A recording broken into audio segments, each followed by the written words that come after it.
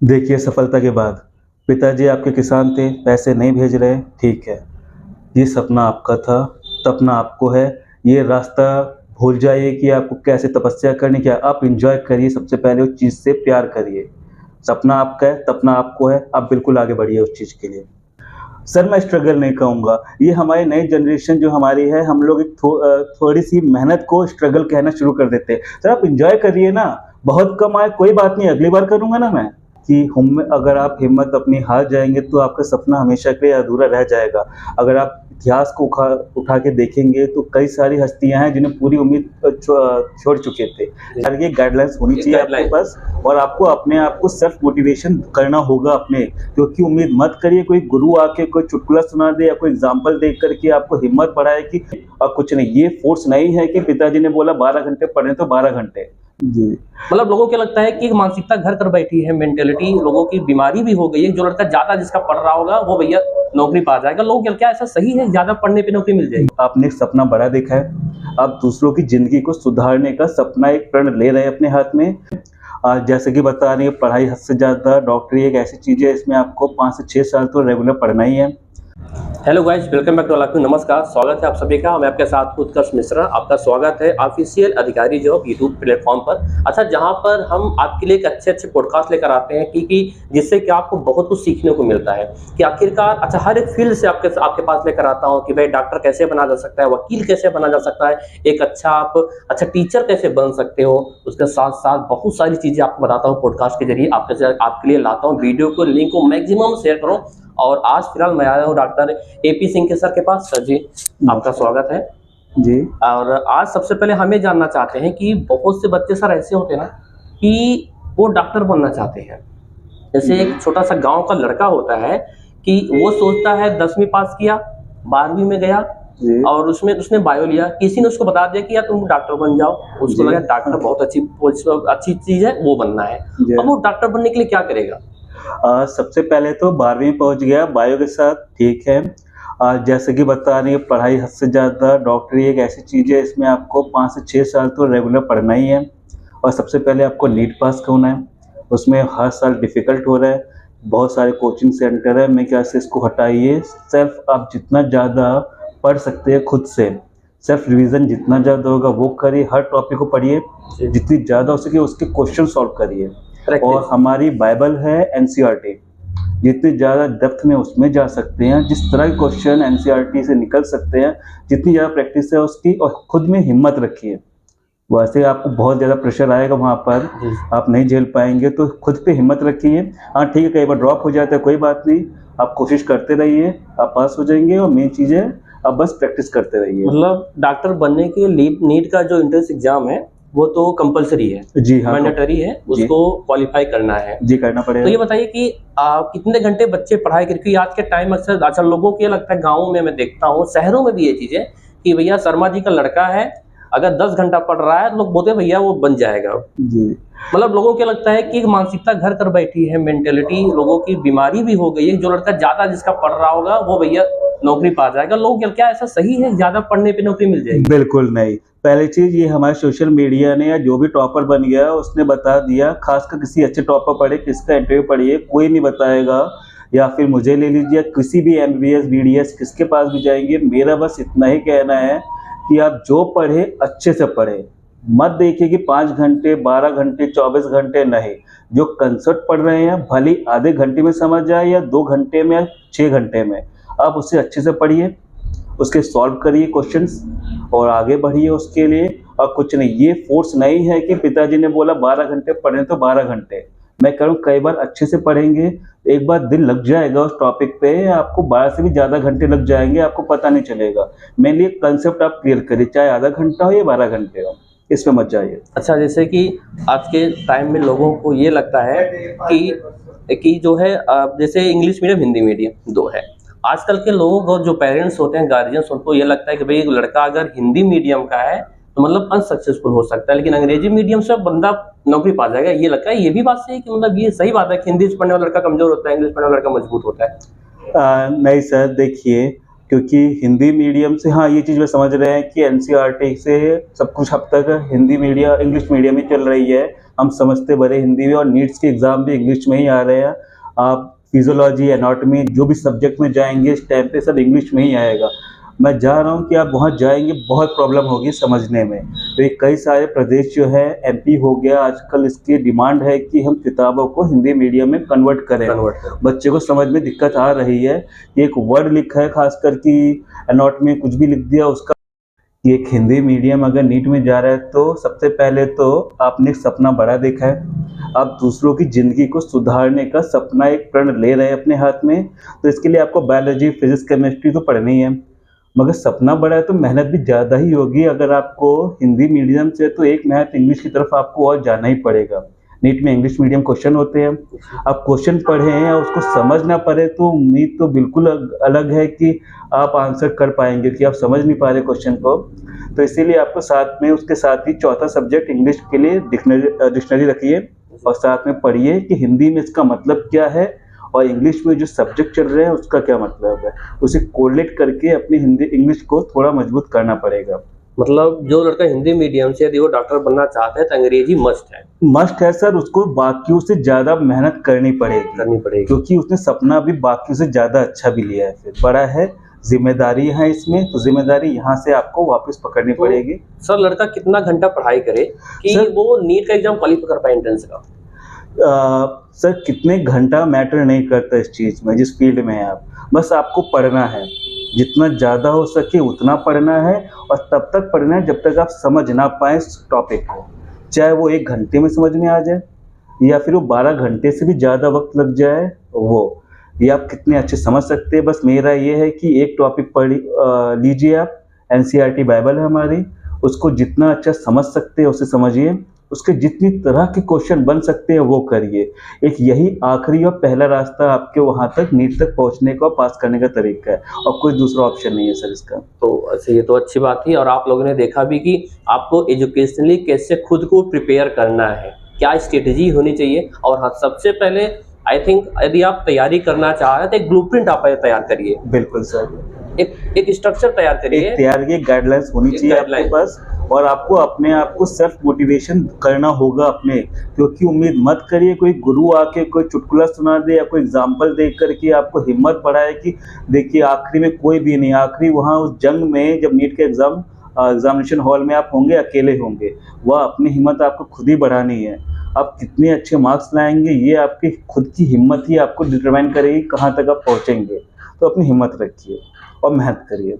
और सर कभी कभी ये लगता है बच्चों के, जैसे कोई बच्चा पढ़ाई कर रहा है, उसको कभी कभी मतलब इंटरनली वो होपलेस हो जाता है कि यार शायद मेरे से नहीं हो पाएगा ये, अब उस कंडीशन में वो क्या करे?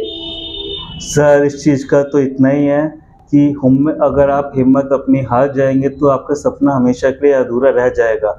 अगर आप इतिहास को उठा के देखेंगे तो कई सारी हस्तियां हैं जिन्हें पूरी उम्मीद छोड़ चुके थे, जैसे कि महात्मा गांधी भी जब हमारे गए थे साउथ अफ्रीका में, उनको जेल हो गई, वो चाहते तो वहीं पर ही ख़त्म कर सकते सब कुछ। उन्होंने देश में आकर के सबके खिलाफ एक अछूत का आंदोलन चलाया, पूरे देश को साथ लेकर के आगे बढ़े वो, और देश को आज़ादी भी दिलाई। अगर वो इंसान उसी दिन अगर हार जाता कि यार मैं एक लॉयर हूँ, एक लॉयर थे इंडिया में नहीं विदेश में थे, वो क्यों एक धोती पहन के देश में भागते?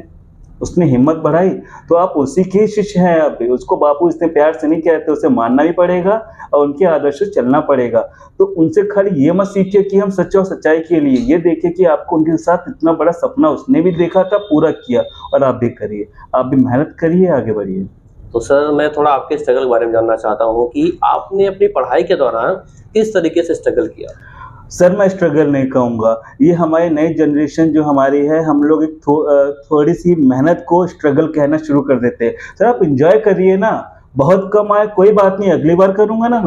मैंने ट्राई किया उसको, मैंने एंजॉय भी किया। मुझे ये तो अंदाज़ा है कि मैं फेल हो गया तो कैसा महसूस हुआ, मेरे मार्क्स कम आए ठीक है, MBBS नहीं मिला कोई बात नहीं, पर मेरी एज के हिसाब से मैंने ये सोचा कि डेंटल में खाली रास्ते ख़त्म नहीं होते, इसमें आगे जाएंगे तो मैक्सिलोफेशियल सर्जरी आएगी।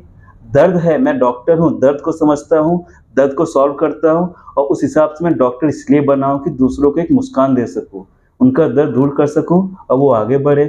डॉक्टर ने मुझे खाली एक रास्ता पकड़ के नहीं जाना, मुझे मेरे लिए हर पेशेंट एक तरीके से, कोई भी आ रहा है दर्द के, उसको सॉल्व करना है। ये तो बात सही है। मतलब खुद को कभी ये नहीं कि स्ट्रगल तो एक शब्द एक स्ट्रगल नहीं है सर, एंजॉय करिए ना इसको। आप अगर नीट की तैयारी कर रहे हैं इसे स्ट्रगल मत समझिए, आप आगे बढ़िए और जितना पढ़ेंगे कभी भी किताबें आपको धोखा देंगी नहीं, और जितना पढ़ेंगे आज नहीं तो कल आपको ये जरूर काम आएगा। तो इसे स्ट्रगल मत लीजिए, एक मेहनत करिए और आगे बढ़ते रहिए, और इससे डरिए मत, इसमें खुद में हिम्मत बढ़ाइए और आगे बढ़ते रहिए। और सर आपने फिर नीट का आप भी नीट का एग्जाम दिए थे? जी सर, मैंने किया तो था। उसके बाद देन आफ्टर उसके बाद क्या किए? नीट पास हुआ, मुझे कॉलेज मिल गया मेरा, और उसके बाद जा कर के मैंने नीट तैयारी इंटर्नशिप किया। मेरे को बहुत सारे पेशेंट करने को मिले। पहली चीज़, मेरे सीनियर थे, उन्होंने मुझे बहुत अच्छा गाइड दिया। मेरे टीचर्स, उनकी फैकल्टी बहुत प्यारे थे। मुझे हर चीज़ बहुत बारीकी से और समझाया कि पेशेंट को किस तरह ऑब्जर्व करें, उनके दर्द को कैसे समझें और किस तरह से उस जड़ को, उस वजह को ढूंढें। खाली कोई अगर पेशेंट मेरे पास आ रहा है दर्द के लिए, तो मेरी पहले ही जो मेरे टीचरों ने मुझे सिखाया है, मेरे सीनियर ने बताया है कि किस वजह से है, वहाँ तक पहुँचे। जिस दिन मैंने उस जड़ को, शुरुआती जहाँ से शुरू हुई उसको ख़त्म करेंगे, ताकि आने वाली उस जगह से वापस कुछ भी ना हो, वहाँ तक मैंने पहुँचने की कोशिश की है। हाँ सर, आज के समय में एक बात और है कि जैसे गांव में आप शहर में चले, किसी भी घर में चले, जिनकी शायद आर्थिक स्थिति उतनी अच्छी नहीं है, अच्छा उनके अंदर बीमारी रहती है, वो पेशेंट रहते हैं, बट उनको मालूम नहीं चलता कि मेरे अंदर क्या कमी है। तो वो कैसे मतलब पता चलो समय से वो डॉक्टर के पास पहुंच के, डॉक्टर साहब के पास पहुंच के अपना इलाज करा सके, कैसे वो चीज़ मालूम? सर, ये एक मेंटालिटी बन चुकी है हमारे खासकर गांव के एरिया में। पहली चीज़ है कि यहाँ पे जिस एरिया में मैं भी हूँ, वहाँ पे डॉक्टर की बहुत कम लोग हैं, यहाँ पे गिनती बहुत ज़्यादा कम है। तो लोगों के दांत में दर्द भी हो रहा है, तो सबसे पहले चीज़ है हम उसको खुद से एक मेंटली बन रखी, डॉक्टर है नहीं, बहुत दूर जाएंगे या पैसे ज़्यादा लग जाएंगे। उन्होंने एक छोटी सी बीमारी को बहुत बड़ा घर में बैठ के बनाया है।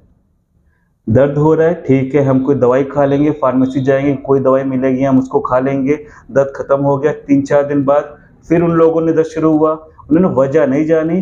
तो मेरा है कि पहले डॉक्टर के पास पहुँचे, उसका इलाज ढूंढिए, उसको ठीक कराइए, ताकि वापस एक दवाई जिस चीज़ के लिए खाए तो वापस उस चीज़ के लिए वापस ना खाएं। जी जी।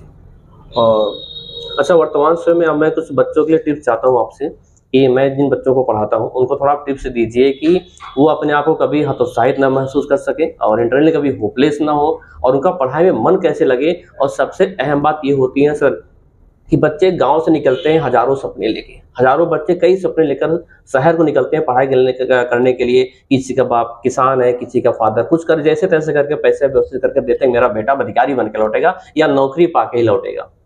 तो लड़का जब शहर में जाता है ना, तो जिस रूम में वो रहता है 3x4 के रूम में रहता है, अपने को तपा रहा होता है उस गर्मी की धूप में, और कूलर तो वो फैकल्टी मिलती नहीं, घर से इतना पैसा मिलता नहीं, पंखा मिलता है, पापा इतना पैसा देते, पंखे की व्यवस्था हो जाती है। तो उस रूम का जो एटमॉस्फेयर है, वो शैक्षिक वातावरण, एक एजुकेशनल एटमॉस्फेयर कैसे रूम का बना है उस तपती धूप में अपने आप को सफल कर सके। देखिए, सफलता के बाद पिताजी आपके किसान थे, पैसे नहीं भेज रहे, ठीक है, ये सपना आपका था, सपना आपको है। ये रास्ता भूल जाइए कि आपको कैसे तपस्या करनी, क्या आप एंजॉय करिए, सबसे पहले उस चीज़ से प्यार करिए। सपना आपका है, सपना आपको है, आप बिल्कुल आगे बढ़िए उस चीज़ के लिए। मतलब बिल्कुल सही बात है, आपको सेल्फ स्टडी करना होगा, सेल्फ प्रिपरेशन करना होगा, सेल्फ मोटिवेट आपको इंटरनली ही होना होगा। आपको खुद ही मेहनत करनी है, खुद को ही आपको अपने आगे बढ़ाना है। अगर आप चीज़ से बोर हो रहे हैं तो ये बिल्कुल मत भूलिए, सपना भी आपने देखा है। सब्जेक्ट जो बायोलॉजी हो गया, केमिस्ट्री हो गया, ये आपने चुना था, किसी दूसरे कहने पे किया नहीं था। डॉक्टर आपको ही बनना है, तपस्या आप ही की है। और या फिर आखिरी है कि जैसे दुनिया कर रही है, किसान का बेटा किसान, इस थैरी को हटाइए, इस सब बकवास को हटाइए। आपने चुना है तो आप ही आगे बढ़िए, डॉक्टर बनिए, मेहनत करिए। और बाप का जो सपना था आपके साथ कई लोगों ने, अपने बाप माँ ने देखा था, उन सबको साबित भी करिए अपनी मेहनत से, खाली और कोई रास्ता है नहीं इसका। मतलब आप सही बात है, यदि आप जिस भी शहर में रह के आप पढ़ाई कर रहे हो ना, ये मत सोचो कि आपके लिए कोई खड़ा होगा, आपको स्वयं अपने साथ खड़ा होना होगा। जी सर, और कोई रास्ता इसमें है नहीं। और सेल्फ डिपेंडेंट आपको बनना होगा, किसी के सहारे लाठी लेके खड़ा नहीं हुआ जाता है। बिल्कुल नहीं सर। सेल्फ मोटिवेटेड रहिए, किसी से उम्मीद मत रखिए कि वो आपको समझाएगा, कोई वजह देगा कि इसलिए कमाओ, ये करो। तो आप खुद से हिम्मत भरिए। अगर आप टूट रहे हैं तो फिर खड़े होइए। जितनी बार कम हो रहे हैं, कमज़ोर मार्क्स कम आ रहे हैं या फिर ज़्यादा भी आ रहे हैं, तो उत्साहित ही मत होइए, मार्क्स कम आ रहे हैं तो डिप्रेशन में मत जाइए, वापस से खड़े मतलब होइए। दोनों का आपको कंप्रोमाइज और मैनेज करके चलना है। बिल्कुल सर, ज्यादा आपको खुशी ज्यादा दुखी इस समय आपको बैलेंस करना है। बिल्कुल नहीं, ये तपस्या है सर। ना आपको दुख होना चाहिए ज़्यादा, ना आपको उतनी खुशी होनी चाहिए कि इस मार्क्स मैंने ज़्यादा लेकर आ गया, क्योंकि आपका पहले ही है कि आपका सेटिस्फेक्शन होना चाहिए कि पेशेंट आपके लास्ट ऑप्शन वही है कि आपको पेशेंट के लिए ही करना है, और रास्ता आपका नीट है, तो इन सब चीज़ों से उठना पड़ेगा आपको।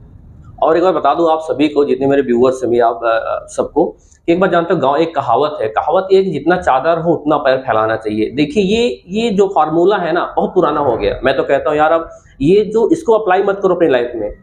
पैर जितना फैलाना हो उतना फैलाओ, डबल बेड का चादर लाओ। ठीक है, ये नहीं कि जितना चादर हो उतना पैर फैलाओ। अपनी सोच को डेवलप करिए, उसको जितना फैला सको फैला लो सोच को। यस और सर। पैर पूरा फैलाओ, डबल बेड का चादर लाओ भैया, हम और फैलाएंगे पैर, क्यों नहीं फैलाएंगे? हम जितना ऊपर जाना चाहते हैं उतना ऊपर तक जाएंगे। बिल्कुल सर। ये नहीं किसान का बेटा है तो किसान ही बनेगा, ये सोच हटाइए। आप किसान का बेटा, आप जज भी बनेगा, ये होना चाहिए। सर, मेहनत जहाँ आएगी, रास्ता अपना खुद बनाइए, किसी कहने पे नहीं, अपना रास्ता खुद चुनिए, खुद मेहनत करिए और वहाँ तक पहुँचिए जहाँ तक आपने कभी सोचा था। और ये मत सोचिए हम कल से करेंगे, आप भूले मत, ये आज वही सपना दिन चल रहा है जिसका आपने कल का सोचा था कि हम कल करेंगे। तो आप अभी से मेहनत करना शुरू करिए। तो बिल्कुल, और आपसे मिलकर सर बहुत अच्छा लगा, और आपने इतना मोटिव किया, और बहुत सारी इन्फॉर्मेशन आपने भी डीपली शेयर किया हम लोगों के साथ, हमारे व्यूअर्स के साथ, बच्चों के साथ, जो कि ये भी शायद आपको अपना एक एस्पायरेंट भी मानेंगे आगे चलकर, क्योंकि मेरे सर से भी एंड एपी सर से मैं बहुत कुछ सीखा। और थैंक यू सर।